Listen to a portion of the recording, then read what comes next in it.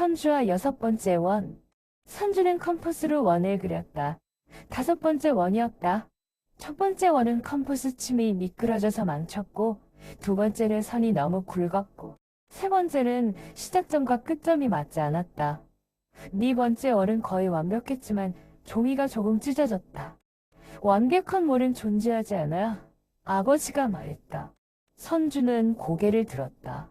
아버지는 책상 앞에 앉아 설계도면을 그리고 있었다. 하지만 아빠는 매일 원을 그리잖아요. 그건 원처럼 보이는 것들이지. 진짜 원은 아니야. 그게 무슨 말이야? 아버지는 연필을 내려놓았다. 수학 시간에 배웠지? 점은 크기가 없고, 선은 폭이 없고, 원은 중심에서 모든 점까지의 거리가 정확히 같은 거라고. 선주는 고개를 끄덕였다. 하지만 네가 그린 이 점을 봐. 아버지가 선주의 공책을 가리켰다. 아무리 작아도 크기가 있어. 확대경으로 보면 작은 잉크 덩어리지. 진짜 점이 아니야. 그럼 완벽한 원은 어디 있어요? 머릿속에만 있어. 생각 속에서만 존재하지. 선주는 컴퍼스를 내려놓고 창밖을 바라보았다. 5월의 오후였다. 자작나무 잎들이 햇빛에 반짝였다. 그럼 우리가 그리는 건 다 가짜예요? 가짜라기보다는 충분히 가깝다고 할 수 있지.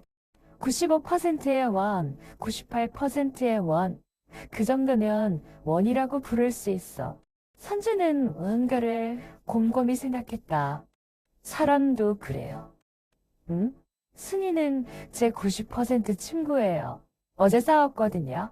하지만 오늘은 또 95%가 됐어요. 승희가 초콜릿을 나눠줬거든요. 아버지가 웃었다. 그럴 수도 있겠구나. 그럼 100% 친구는 없는 거예요? 아버지는 잠시 말이 없었다. 창밖에서 참새들이 지저귀는 소리가 들렸다. 글쎄, 나도 잘 모르겠구나. 어쩌면 찾을 수 있을지도 모르지. 하지만 그걸 찾으려고 평생을 보내는 건 현명하지 않을 수도 있어. 왜야? 선주야. 네가 가장 산사탕 가게를 찾아서 동네를 돌아다닌다고 생각해봐. 한 가게는 알사탕 한 개에 50원이고 다른 가게는 48원이고 또 다른 가게는 47원일 거야. 그렇게 온종일 돌아다니다 보면 어떻게 될까? 사탕을 살 시간이 없어져요? 그렇지. 그리고 사탕을 먹을 시간도 없어지지. 선주는 다시 자기 공책을 들여다보았다. 5개의 원이 거기 있었다. 어느 것도 완벽하지 않았지만 모두 원처럼 보였다. 아빠, 그럼 80% 원으로도 괜찮은 거예요. 물론이지. 때로는 그거는 그거로 충분해. 며칠 후 선주는 학교에서 새로운 남자아이를 만났다. 이름은 진수였다. 진수는 다른 반이었고 쉬는 시간에 혼자 책을 읽고 있었다. 무슨 책 읽어? 선주가 물었다. 곤충 도감이야. 재미있어? 응. 딱정벌레는 전 세계에 35만 종이 넘는데. 우와! 그날부터 선주와 진수는 점심시간마다 함께 있었다. 진수는 곤충 이야기를 했고 선주는 별자리 이야기를 했다. 둘 다 조용한 아이들이었다. 말이 많지 않았지만 함께 있는 게 편했다. 어느 날 선주는 공책에 적었다. 진수 85%. 그 다음 날은 진수 90%였다. 진수가 자기가 좋아하는 조약돌을 선물했기 때문이다. 하지만 금요일에는 진수 60%로 떨어졌다. 진수가 체육 시간에 선주 편이 아니라 반대편을 들었기 때문이다. 월요일 선주는 진수를 찾을 수 없었다. 진수의 자리는 비어 있었다. 진수는 전학 갔어. 담임 선생님이 말했다. 아버지 일 때문에 다른 도시로 이사했단다. 선주는 아무 말도 하지 않았다. 하지만 가슴 한 구석이 텅 빈 것 같았다. 집으로 돌아오는 길 선주는 생각했다. 어쩌면 진수가 100% 친구였을지도 모른다고. 하지만 이제 그걸 확인할 수 없었다. 진수는 떠났고 선주는 그저 공책에 적힌 숫자들만 가지고 있었다. 저녁 식탁에서 선주는 아버지에게 물었다. 아빠는 완벽한 사람을 만난 적 있어요? 엄마를 아버지를 바라보았다. 엄마도 아버지를 바라보았다. 둘 다 웃었다. 완벽하다고는 할 수 없지. 아버지가 말했다. 엄마는 양말을 항상 여기저기 두고 커피를 너무 진하게 타. 아빠는 코를 골고 신문을 읽다가 잠들어. 엄마가 덧붙였다. 그럼 80%예요? 글쎄, 아버지가 엄마 손을 잡았다. 어떤 날은 70% 같기도 하고, 어떤 날은 95% 같기도 해. 그런데 이상한 건 말이야. 그 숫자들이 중요하지 않다는 거야. 왜요? 함께 있는 게 좋으니까.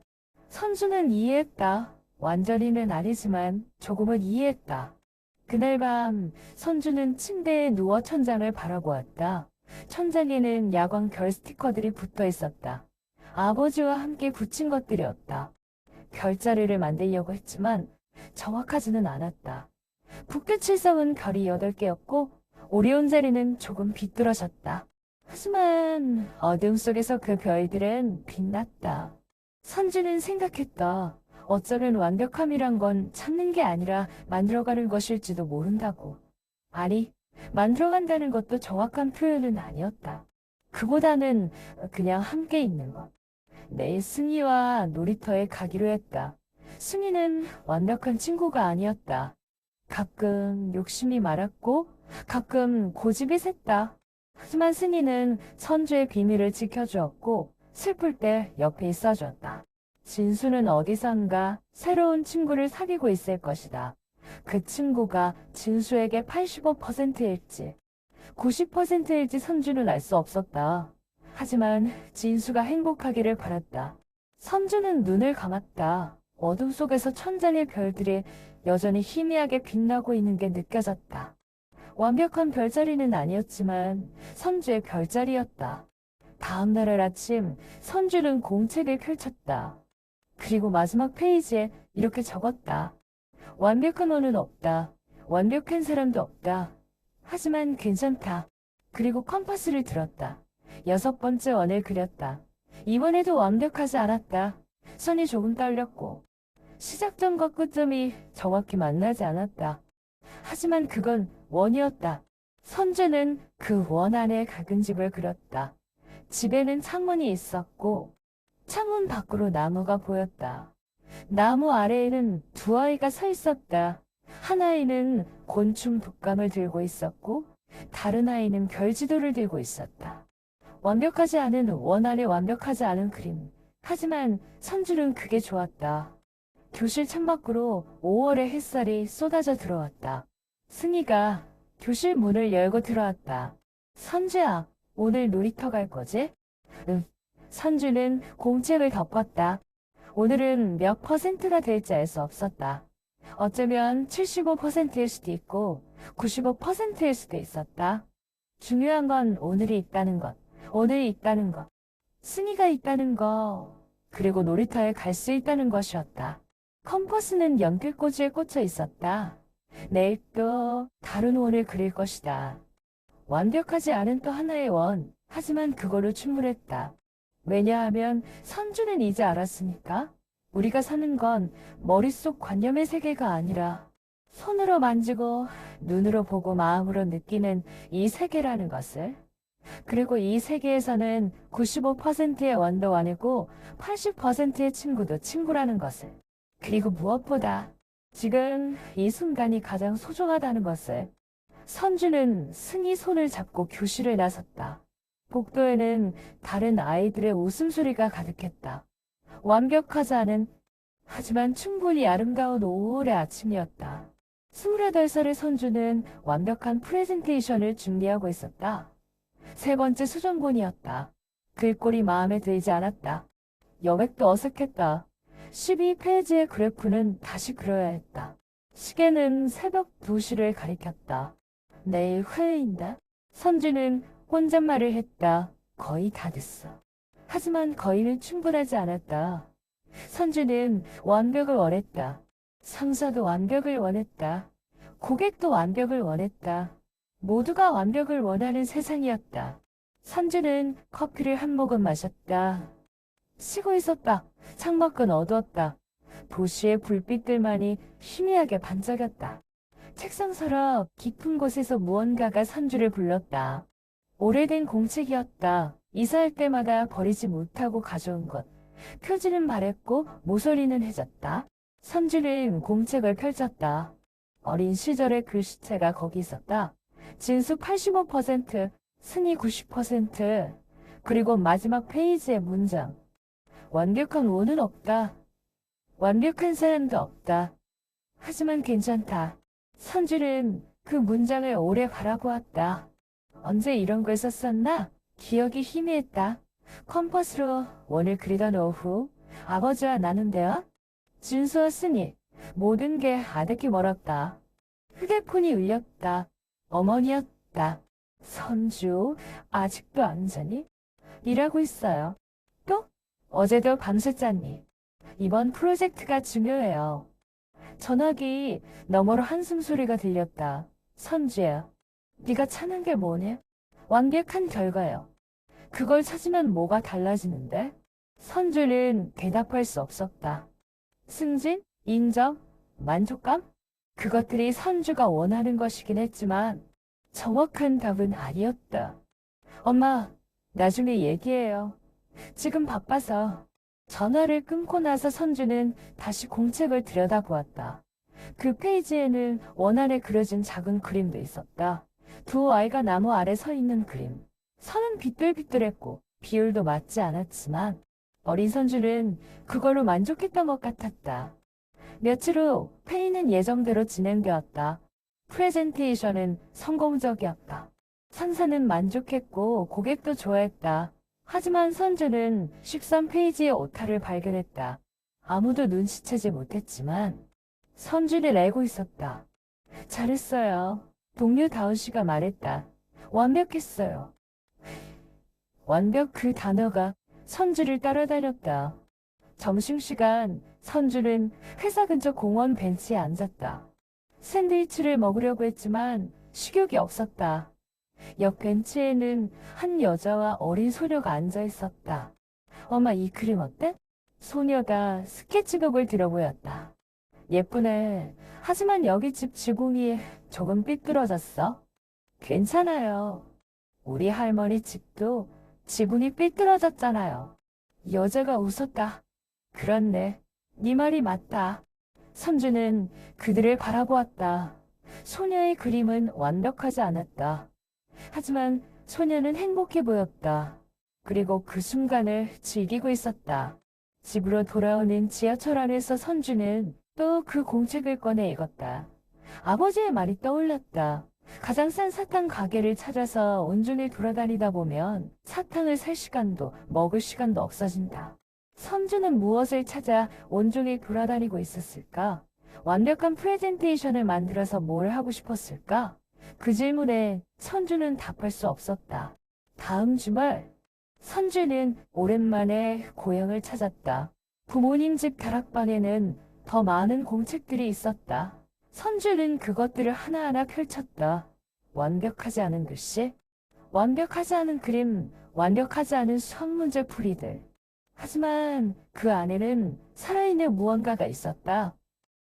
즐거움, 실망, 기쁨. 선주는 그때 퍼센트를 계산하지 않았다.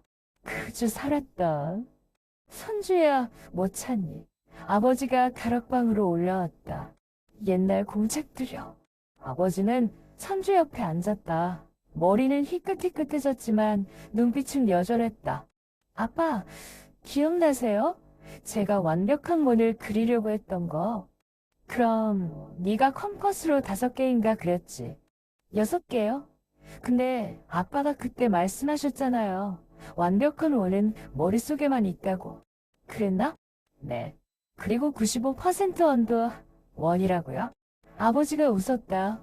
현명한 아빠였네. 근데 전 그걸 잊어버렸어요.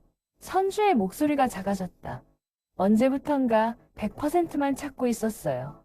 100% 일, 100% 결과, 100% 인생.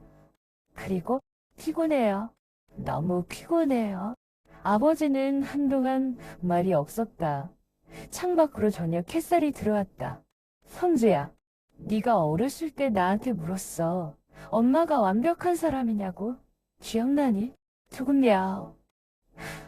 나는 그때 아니라고 했지.